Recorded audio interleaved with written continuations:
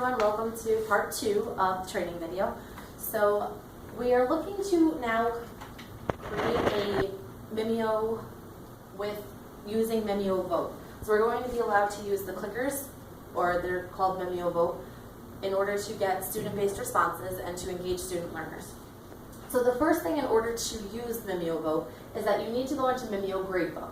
So it's a separate icon that you want to click on, very similar right next to Mimio Studio Notebook, as in order to create the classes so that you can use the clickers.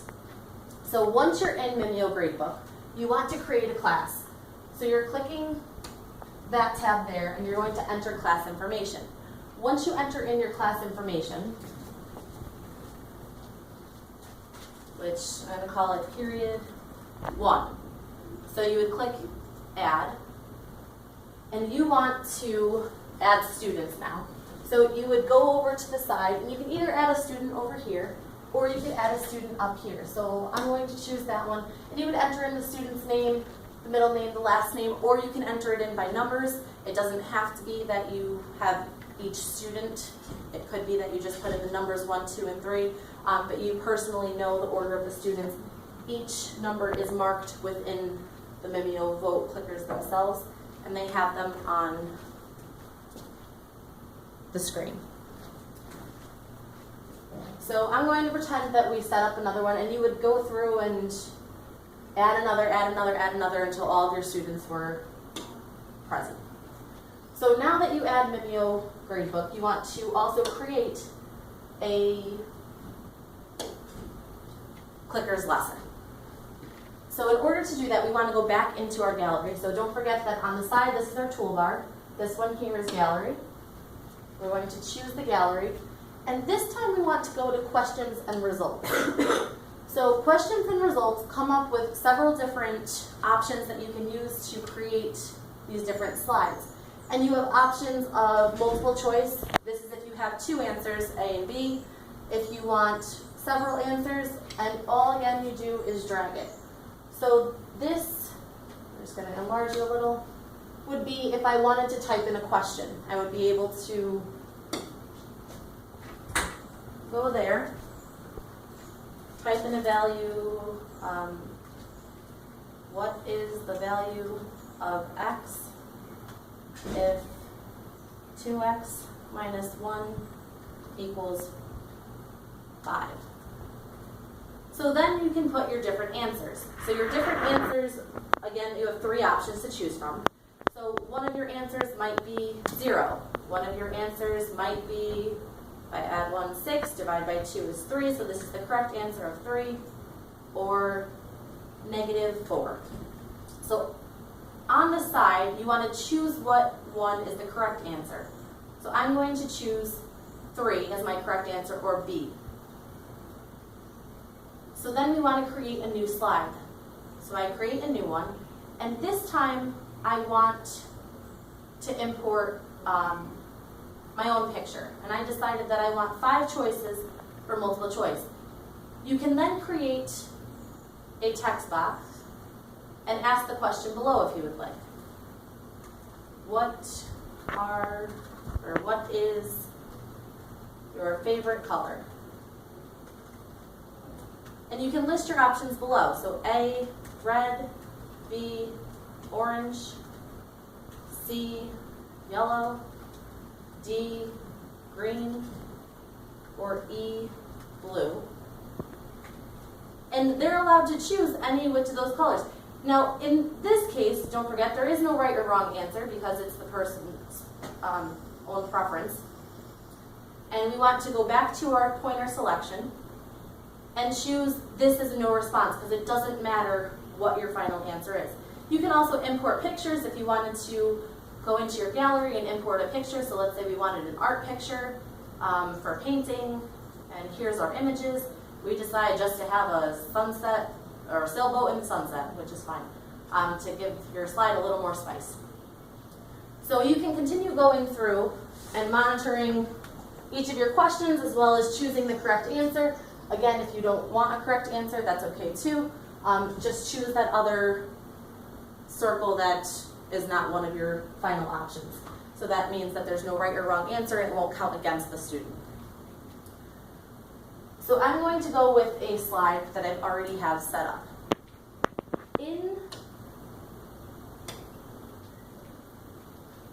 the gallery, if you go back into the student, or the questions and responses, you have different ways to show your final data. So you can choose how you would like it to be depicted, whether it's a 2D pie chart, a 2D donut exploded, so your sections are a little separate, as well as some of the 3D options. You also have a test tube, which indicates, or a smiley face, which indicates the percentage of students that have gotten that score correct. So we're going to start our 2.3 polynomials of higher degree. So we're discussing end behavior, number of extrema, and number of zeros. This slide here is our second slide. This can be a game. You don't have to include these slides. This is one of the options that you have in your gallery. It indicates which students select the correct answer the fastest. So once you have all those indications up, and you go through each of these, sorry for the interruption. So like we were saying, that this can be used as a game to get students more engaged in the competition. So we're going to try to complete one of our slides. And so this was a pre-made MimioVote lesson. You want to make sure that you choose the class that you're asking the questions about so that this information can then be transferred into the gradebook. It'll match up with the student's ID, so the teacher can go back in and say, okay, well, this student got so many of these right. So it's a really good source of analytic learning. And so we're going to choose pre-calculus, period 6, because that will allow my pre-calculus class to have these answers get imported into the gradebook. When you want to select this to go, you can either choose this value here, this little button here, or you can choose the green button down at the bottom. Either way, that will start the polling. So I'm going to choose this one, and you'll notice that the clickers then light up with the number of options that are available. So they know, the students know, that there are 5 different available options. If there were only 4 listed, 4, not 2, 4, then you would have A, B, C, and D that would be lit up. If there were only 3, then you would just have A, B, and C. There's also a true and false, or a yes and no, that would be used at the bottom. So we're going to begin the polling, and down at the bottom, it tells how much time has gone by. So for this one, what is the largest number of real zeros for the polynomial? So we are going to choose your answer. And you can see how many answers are being chosen. So right now I have 6, 7, 8, 9, 10, 11 students that have answered this correctly. So I know that there are 11 students in my class that all 11 have answered to this point. So I can stop the polling because their answers are now locked in. So you choose the same button, and it shows you the correct answer. So now I have that the answer is 6, which this is something that we have gone over previously. It could be used as a post-test, it could be used as a pre-test. You can use it as just a part of a lesson to kind of review the material midway.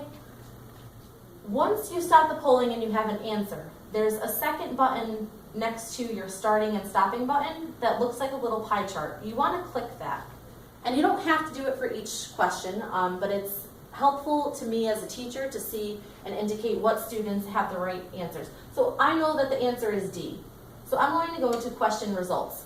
And I have a pie chart that shows that the majority of the students did choose D. However, it's not a really good indication. A lot of them decided to choose B, which was 5. So I need to make sure that I clarify that there are the same number of zeros as there are the highest power. So this tells me that I should probably go back and reteach this information. And the kids like to see, okay, well, which one, did the majority of the class get this, did they not? So I can close that out and notice that only 55% of the class got this question correct. So to me, that's not a really good indication that everybody understands it. So I would go through and remind them that, okay, the largest number of real zeros for the polynomial could be the highest power. So in this case, your highest power is 6, so you could have 6 real zeros. So then I'm going to go on to number 2, and here's question 2. And it keeps this running total, so it's the average. So whatever answers I get for this next question is going to average between the two. So again, what is the largest number of real zeros? Now I chose this question. I could have skipped a question, but I chose to go to this one because I saw that there were too many students that didn't get the correct answer. So I wanted to make sure that we reiterated, we retaught, and to pull it again. So this time, I'm going to start it again. And again, they all light up. I'm now going to choose my answer. And I see that all 11 students have responded. And this time it took only 12 seconds. I will stop the polling. And this time it's 8. So why is it 8? Well, they kind of tricked us because it was that you have the greatest power is here. It's not necessarily in descending order. So let me see my question results. This time the majority chose B and D. It was split between those two. So B was 8, which is the correct answer. D was 6, which is what a lot of the students were maybe tricked with. So I know that at least they're understanding that, okay, I need to find that largest power, and a lot of them just didn't read the question entirely. I'm now going to jump down to this slide here, because this one tells me that this is my race, kind of seen as a game, and I can say, okay, well, clicker number 11, you're in the lead. So that happens to be me.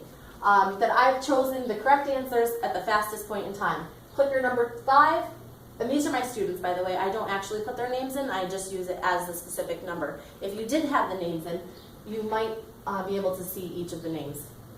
So clicker number 5, you're in 2nd place. Clicker number 6, you're in 3rd place, and so on and so forth. So this, to me, clearly engages the students. You'll see that you're able to draw, include pictures. You're able to include that this was a text box that I created. These are each individual pictures. If I were to try and move this, you can see that each of those are separate, that I happen to use from I believe it's Jinx, something along those lines, to capture the image. So it's an image capture that allows you to take a screenshot of the particular picture that you're looking for. So this does engage the students. It helps the teacher for the analytic learning. You'll notice that was a better response, so our average went up. That's what the smiley face is for. Again, you don't need to include that.